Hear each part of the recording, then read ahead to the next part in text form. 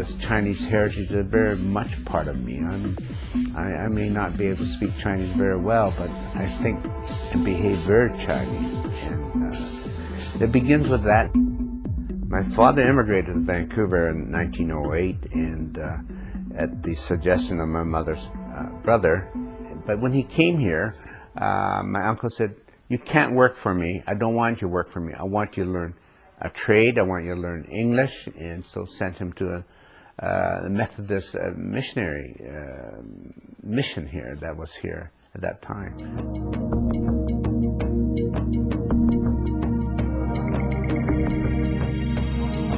I was born in 1939, yeah. Well, I had 4 brothers and sisters each. So we came from a family of 9, and I was the second youngest. And in the picture, the 5 brothers are there, my brother Jack and Bill, along with brother Alan, and we're in front of the tailor shop. And of course, my 3 older brothers worked there all their lives.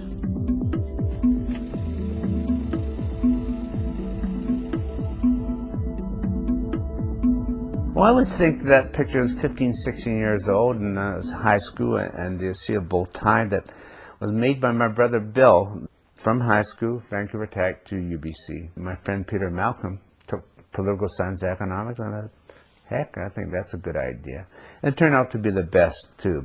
As I evolved, I was very, very cognizant that I chose things of my own passion.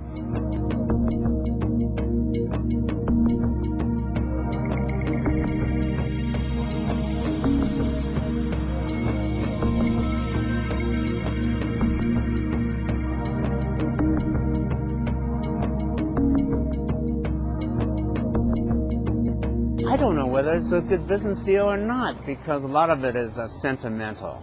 Well, actual fact, it's my father that set up the business in 1913. And for almost 50 years, he's right at the corner there.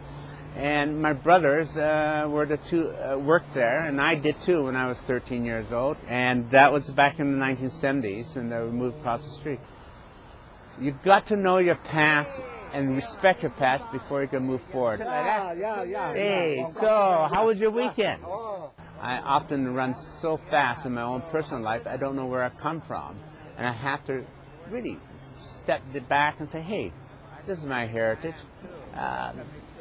These are the areas that I walked when I was, 10 years old.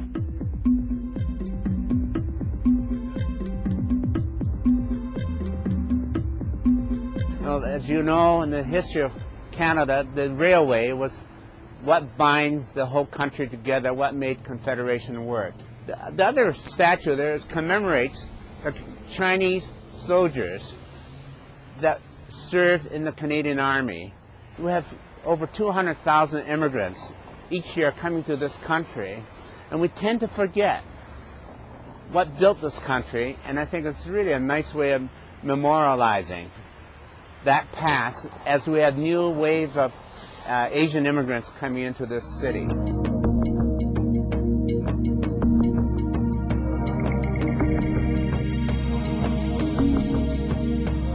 The reason why we moved up to Cambie Street was not because of wanting to move away from Chinatown. We tried 3 times to improve our home on Pender Street in Vancouver. And the city had said, you can't, we won't let you because it's slum. And by their action, it became slum.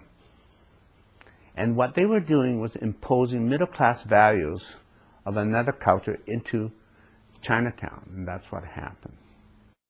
That's now all over, and you see the revitalization in some of the Vancouver East Side is because of the allowance of people to improve their own lot and how they live on their own terms. We are already seeing the Vancouver East Side quite a terrific improvement. The Woodridge site is going to be reclaimed, and we're going to have both market and low-cost housing there. And once you build that culture, it builds resilience in individuals, and that's where self-esteem begins.